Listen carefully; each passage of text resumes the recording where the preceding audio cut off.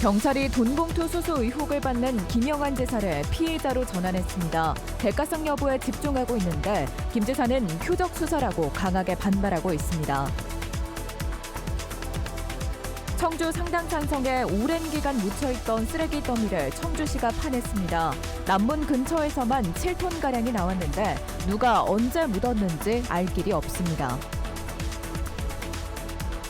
비가 새는 충북도의회 신청사 보수를 마치고 안전진단을 했더니 적합하다는 결과가 나왔습니다. 하지만 여전히 비가 새고 있다는 지적도 있습니다. 네, 시청자 여러분 안녕하십니까? 계속해서 MBC 뉴스투데이 충북입니다. 경찰이 돈봉투 수수 의혹으로 김영환 지사를 피의자로 전환해 수사 중입니다. 통화 내역과 참고인 진술로 정황을 확인했고 또 대가성 여부를 조사 중인데요. 한편 김영환 지사는 정치적 공세이자 표적 수사라며 강하게 반발하는 가운데 경찰이 이전에 무혐의 결론낸 사건을 한 시민단체가 또다시 공수처에 고발한 것으로 다른 수사도 앞두게 됐습니다. 김은초 기자의 보도입니다.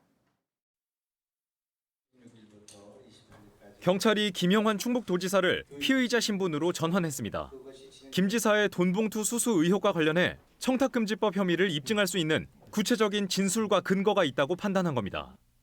경찰은 지난주 충북도청 압수수색을 통해 김 지사가 지난 6월 26일 일본 출장을 앞두고 윤현우 충북체육회장에게 현금 500만 원이 든 봉투를 받은 정황을 확인했습니다. 참고인 조사에서 윤 체육회장이 운영하는 건설사 직원들은 당일 회사 계좌에서 500만 원을 인출해 회장에게 전달했다는 취지로 경찰에 진술한 것으로 알려졌습니다. 경찰은 윤 회장이 윤두영 충북배구협회장과 함께 김 지사에게 돈봉투를 건네자고 사전에 논의한 통화 녹음 파일도 확보했습니다. 지난 6월 25일 밤 10시쯤 녹음된 이 파일에서 윤현호 회장은 윤두영 협회장과 통화하면서 둘이 2개 반씩 해서 5개 만들어드리자고 말했습니다. 2분 뒤에는 김 지사와 통화하면서 일본에 가는지 물으며 다음 날 오전 10시쯤 도청에 들어가겠다고 말한 것으로 확인됐습니다. 실제로 이튿날 오전 9시 40분쯤 윤 회장은 충북도청 도지사실에서 김 지사를 만났고 경찰은 이때 돈봉투가 오간 것으로 보고 있습니다. 이들을 청탁금지법 위반 혐의로 정식 입건한 경찰은 대가성 여부를 파악하는 데 주력하고 있습니다. 체육계 인사들이 운영하는 업체에서 회계 장부와 사업 자료들을 확보해 충청북도가 사업상 편의를 제공했는지 들여다보고 있는 것으로 전해졌습니다. 이에 대해 김영환 지사는 한 인터넷 매체와 인터뷰를 통해 이번 수사가 자신을 겨냥한 정치적 공세이자 표적 수사라고 강하게 반발했습니다. 하지만 이번 사건과 별개로 김 지사에 대한 또 다른 수사가 시작될 가능성도 있습니다. 경찰이 무혐의 처분한 사건을 지난달 시민단체가 다시 고발했는데 공수처가 이 사건을 수사부서에 배당했습니다. 시민단체는 김 지사가 지역 토지개발 사업자와 서울 한옥 세 채를 거래하고 폐기물 업체에서 30억 원을 빌린 것 등에 대해 대가성 의혹을 다시 수사해달라고 했습니다. 이 정상적인 거래 패턴이 이제 이 과정에서 드러났는데 여기에 대한 수사가 제대로 되지 않았습니다. 공직자의 뇌물수수 혐의와 직결될 수 있는 증거라고. 경찰과 공수처에서 동시에 수사를 받게 될 상황에 놓인 김 지사는 정치 인생 최대 위기에 직면하게 됐습니다. MBC 뉴스 김우초입니다. 지난 2022년 한 시민이 영동군에 기증한 억대의 조경수와 조경석이 사라진 사건과 관련해 더불어민주당이 감사원 감사와 경찰 수사를 촉구했습니다. 더불어민주당 충북도당은 성명을 내고 억대의 조경수가 귀신같이 사라졌지만 국민의힘 소속 정영철 영동군수는 납득할 만한 해명을 내놓지 못하고 있다고 주장했습니다. 또 나무 이식 작업에 참여한 업체가 하필이면 정군수 일가 소유 건물에 사무실을 두고 있다면서 의혹의 당사자인 영동군이 스스로 진행하는 감사만으로는 신뢰를 담보할 수 없다고 주장했습니다. 전국 최초로 친일재산 국가귀속 전담팀을 출범시킨 진천군이 충북 각시군의 동참을 제안했습니다.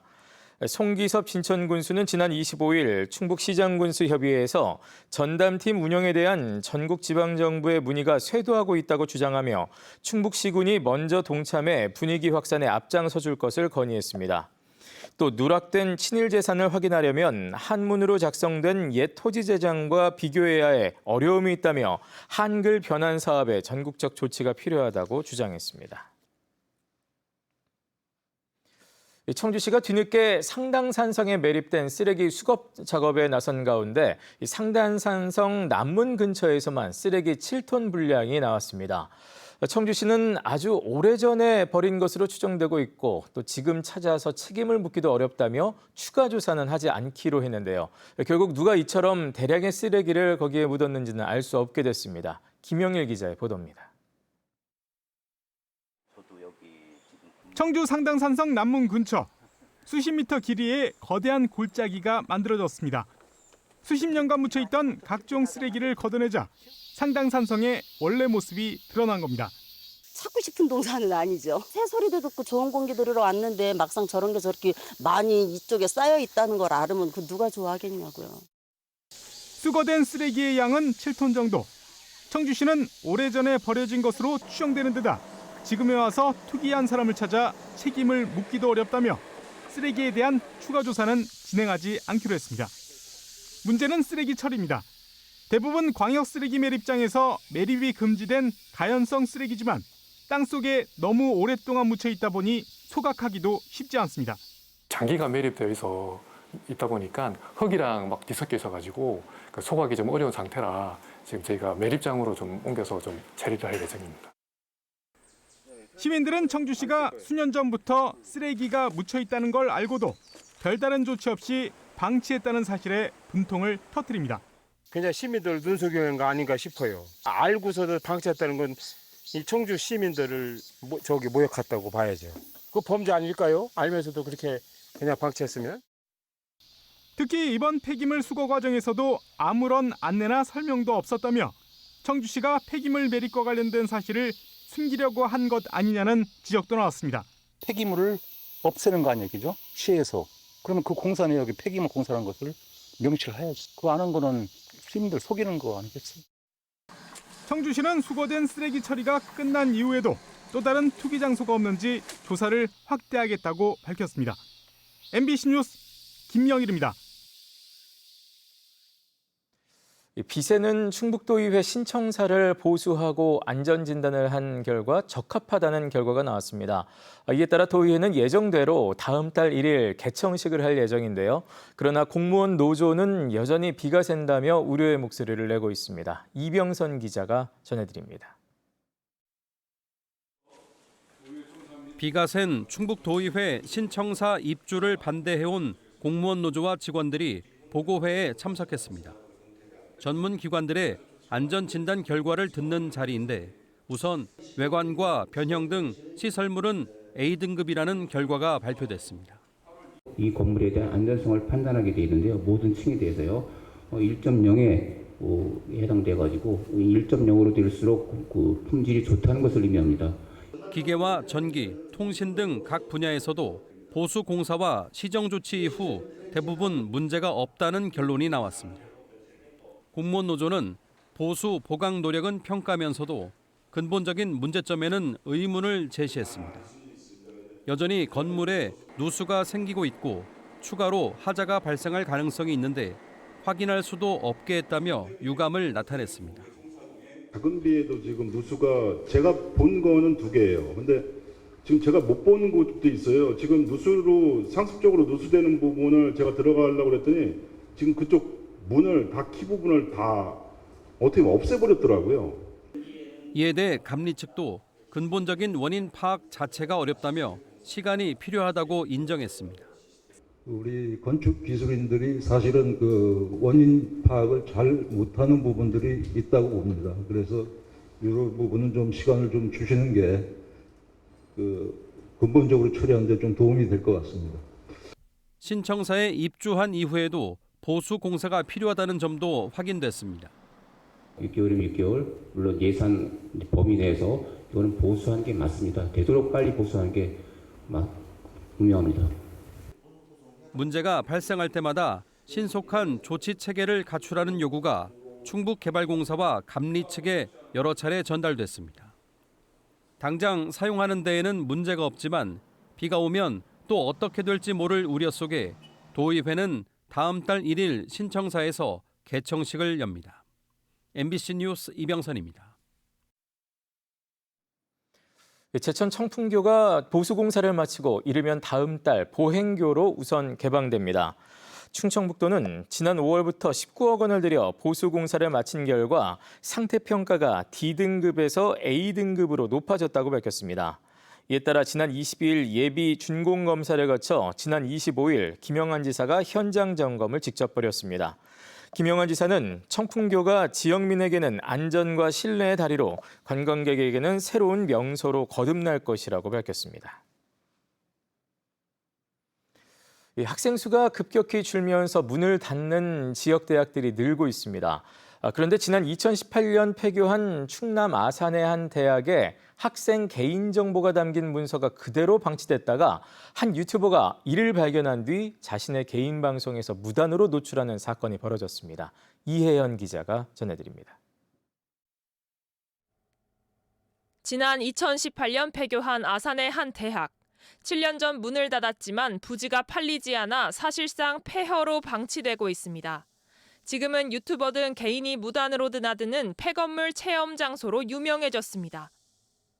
건물 정문에는 출입을 통제한다는 안내문과 울타리가 설치돼 있지만 곳곳에 빈틈이 많아 쉽게 넘어갈 수 있습니다. 이곳에는 행정문서는 물론 학생 신상 자료까지 그대로 남아있는 상황. 그런데 며칠 전 한 개인 유튜버가 무단으로 건물에 들어가 학적부를 들춰보고 학군단의 군사훈련 교재까지 열람했습니다. 외부에 이제 유치되면 어떤 범죄의 이름으로 사용을 할 수도 있는 거고, 그런 신상 정보 그런 부분이 또 나쁜 용도로 해서. 비슷한 사례는 다른 폐교에서도 잇따르고 있습니다. 지난해 강원도의 한 폐교에서는 유튜버가 무단 침입해 학생 사진을 비추며 외모를 평가해 논란이 일기도 했습니다. 이쁘다. 너무 이쁘네 진짜. 현재 폐교 기록물들은 교육부 산하 한국사학진흥재단에서 관리하게 돼 있습니다. 하지만 이 규정은 지난 2020년에서야 시행됐기 때문에 그 이전에 폐교한 12개 대학은 기록물 제출과 관리 책임이 불분명해 방치되고 있습니다. 사학진흥재단 측은 다음 달까지 아산 폐교대학에 남아있는 기록물을 모두 수거하기로 했습니다. 그 전까지 경비업체 등이 임시로 관리하고 무단으로 내부를 촬영한 영상에 대해서는 법적 대응할 예정입니다. 개인정보를 수집해가지고 불법 사용하는 경우에는 사안에 따라서 주민등록법 등 위반에 해당될 수 있습니다. 아산시와 협의해가지고 출입구 주변에 방범용 CCTV를 설치할 수 있도록 추진하겠습니다. 매년 학령 인구 감소에 비례해 늘어나는 대학 폐교, 남아있는 기록물을 처리할 전담 인력을 늘리는 등 폐교 과정에서의 정보 보호에도 세밀한 대책이 필요합니다. MBC 뉴스 이혜현입니다. 성매매업소에서 라이브 방송을 켜고 여성들을 촬영한 유튜버에게 실형이 선고됐습니다. 청주지방법원 형사 1단독은 40대 유튜버에게 징역 1년 8개월을 선고했습니다. 이 남성은 지난해 12월부터 청주 일대에서 3차례에 걸쳐 성매매 업소를 방문한 뒤 유튜브 라이브 방송으로 여성들을 촬영하고 촬영을 피한 여성들을 몸으로 막아선 혐의를 받고 있습니다. 재판부는 동종 범행으로 재판을 받고 있는데 또다시 범행을 저질렀고 반성하지 않는 태도를 고려했다고 양형 이유를 밝혔습니다. 지난 4월 발생한 고등학교 흉기 난동 사건과 관련해 피해자인 공무직 직원에 대한 실질적인 대책이 마련되지 않았다는 비판이 나왔습니다. 전국 학교 비정규직 노동조합 충북본부는 피해자가 간병비를 부담하고 변호사도 스스로 구해 법률 대응을 준비하고 있다며 피해자의 구제와 회복을 위해 윤건영 충북교육감이 책임지고 앞장서기를 바란다고 밝혔습니다. 이에 대해 충북교육청은 간병급여 지급 등을 안내했다며 앞으로 심리 상담 지원을 강구해 나가겠다고 덧붙였습니다.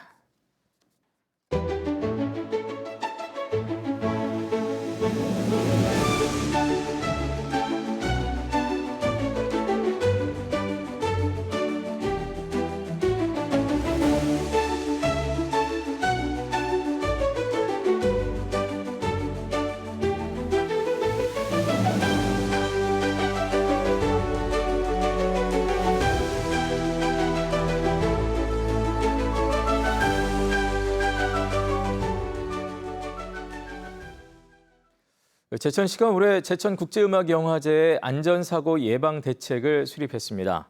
또 제천시는 지난해 원썸머 나잇 공연에서 오작 동안 폭죽이 객석에 날아들어 관중이 화상을 입은 사고로 인해 올해는 폭죽을 사용하지 않기로 했습니다.